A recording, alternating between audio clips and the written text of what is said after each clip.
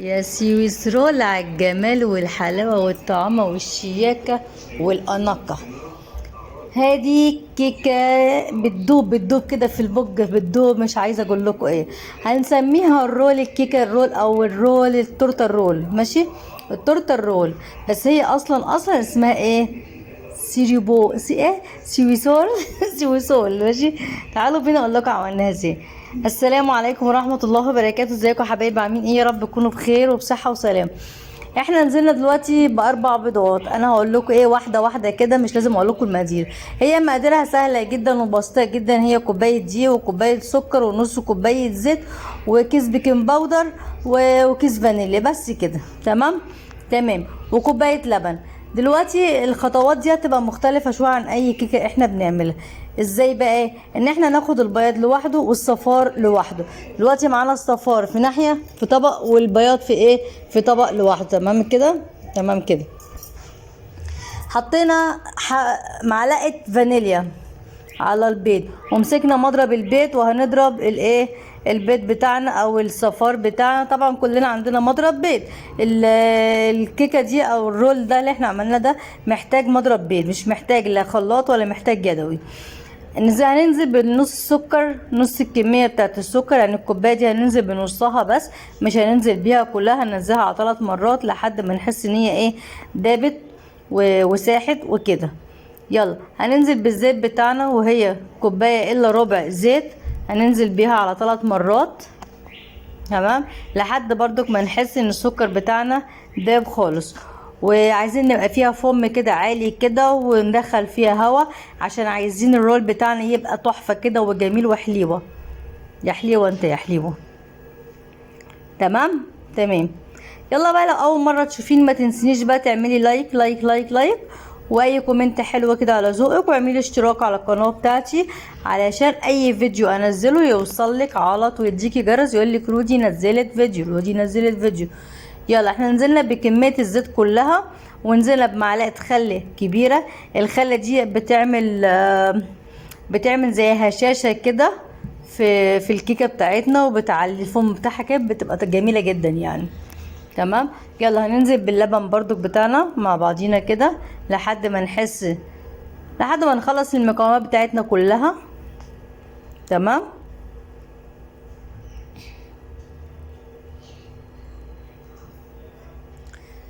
تمام كده. تمام كده.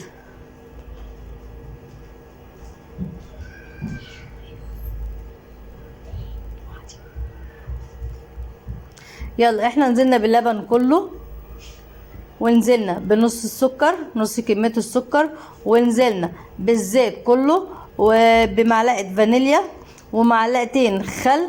بنشوف كده بالمعلقة السيليكون بتاعتنا، بنشوف حاجة كده مركونة في الأرضية أو كده ولا كده، وبنشوفها دابت ولا لأ. دي كوباية دقيق واحدة بس اهيت هننزل بيها، ومعاها كيس بيكنج باودر، ومعاها معلقتين، لا 3 معالق، دول 3 معالق نشا، 3 معالق نشا، معلقتين 2 كاكاو. احنا هنعملها بقى بالشوكولاته، كله النهارده هيبقى بالشوكولاته، شوكولاته لحد مش عايزه اقول لكم. يعني كانت طعمها خطيره، اقسم بالله كانت طعمها تحفه جدا جدا جدا جدا. طعمها كانت جميله قوي قوي، وكلناها يعني. بصي بتقطعي كده القطمه كده تحفه في البق، بتدوب كده، دوبان. دلوقتي احنا شغالين في سويس رول السويس رول بتاعنا، والفرن بتاعنا شغال، مشغلاه من فوق ومشغلاه من تحت. اول ما ندخل الصاج بتاعنا هنقفل من فوق ونسيب من تحت. اول ما تستوي من تحت هنروح فاتحين اللي فوق واللي تحت، واول ما تخلص خالص بنطلعها ونغطيها عشان ما تنشفش معانا. كده خلصنا اهوت. تعالي بقى نشوف البياض هنعمل ايه في البياض ده. كده خلص اهوت الحمد لله. هنديها كمان هزه كده. البتاع قفشت فيها، مش مشكله.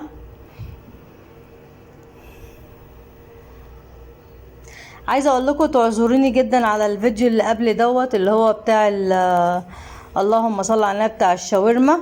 عشان التصوير ما كانش قد كده، لان انا كنت عاملاها عاليه، التصوير كان عالي يعني بعيد، الكاميرا كانت بعيده، ما كنتش متخيلها انها تبقى صغيره كده في التصوير.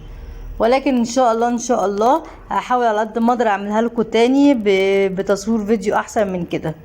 تمام تمام. يلا احنا خدنا البياض بتاعنا اهوت، وهننزل ببقيه كميه السكر كلها واحده واحده كده بمضرب البيض معانا.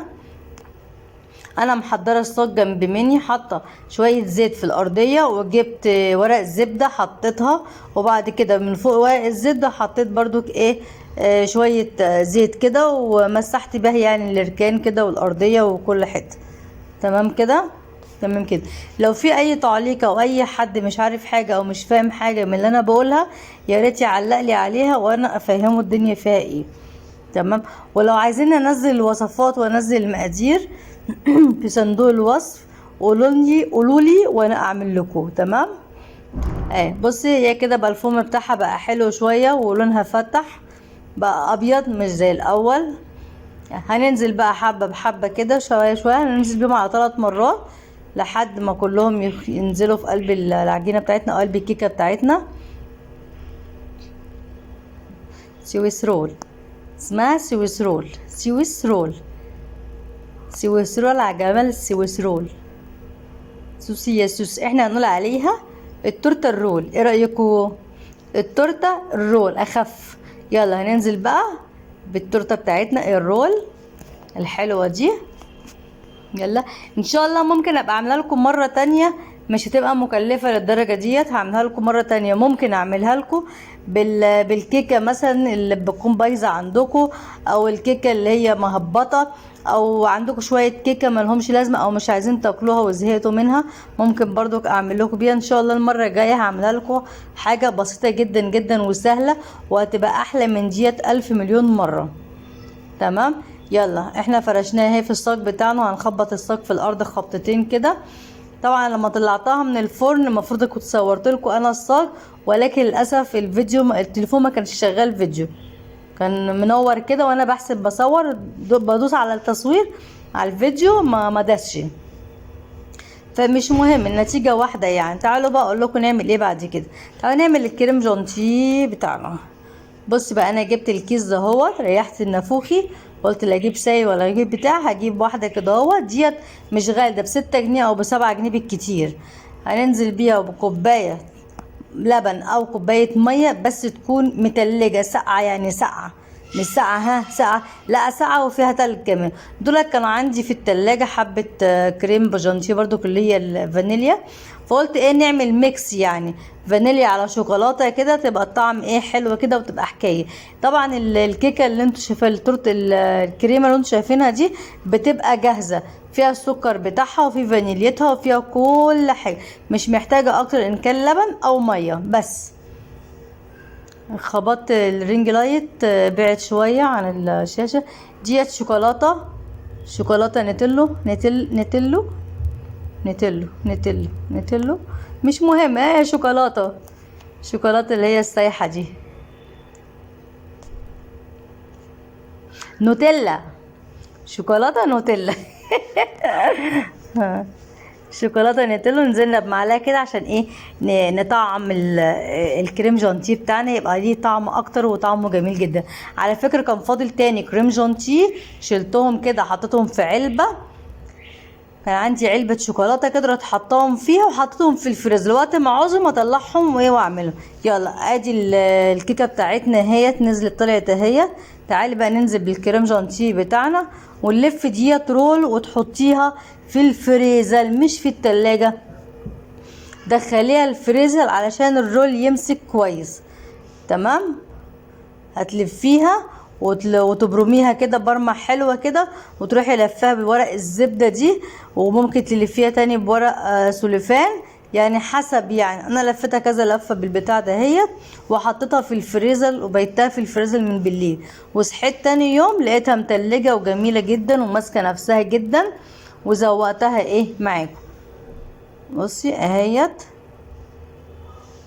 بصي علشان ما تتفلقش منك. تمام. خليك ايه ماشيه. ابص انا سبتها واحده واحده كده. ايوه يلا هنعمل كده. انا قفلت عشان خاطر اروح اجيب ورقه زبده تانية. اديني لفتها حلوه اهيت بورق الزبده، احطها في الفريزر. حطيتها في الفريزر، بصي بقت عامله ازاي، ماسكه نفسها وجامده ازاي.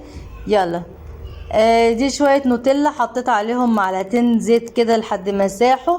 وبعد كده نزلت بيهم على سويس رول بتاعنا. سويس رول بتاعنا هي جميله جدا جدا والله العظيم. عايزه اقول لك كانت طعمها تحفه وطعمها يعني حلوه قوي يعني بصراحه ربنا.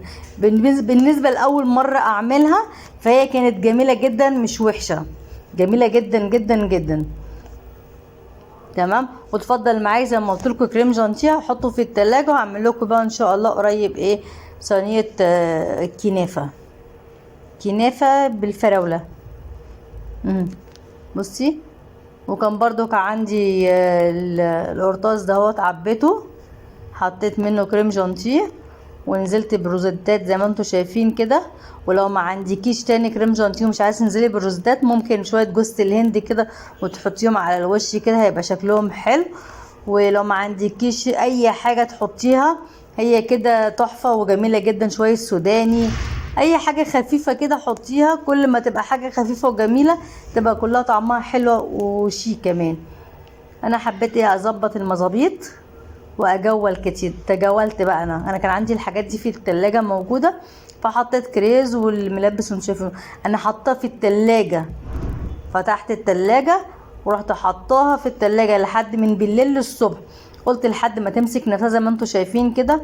انا حاطه السكينه ديت في ميه سخنه عشان تخش وتتقطع مني كده زي ما انتم شايفين كده. بصوا اديني قطعتها اهي. بس لما باجي اقطعها واكل منها بصراحه مش تلج، ما فيهاش تلج يعني، هي جميله جدا. انا حطيتها في التلاجة لحد الصبح لحد ما مسكت نفسها كده والشوكولاته مسكت نفسها. بصي جميله ازاي، جميله جميله اقسم بالله. يلا يا رب اكون كنت خفيفه عليكم والفيديو يكون جميل ويوصل لكم على خير ان شاء الله. واشوفكم في فيديو اخر باذن الله. والسلام عليكم ورحمه الله وبركاته. الاشتراك بعد اذنكم.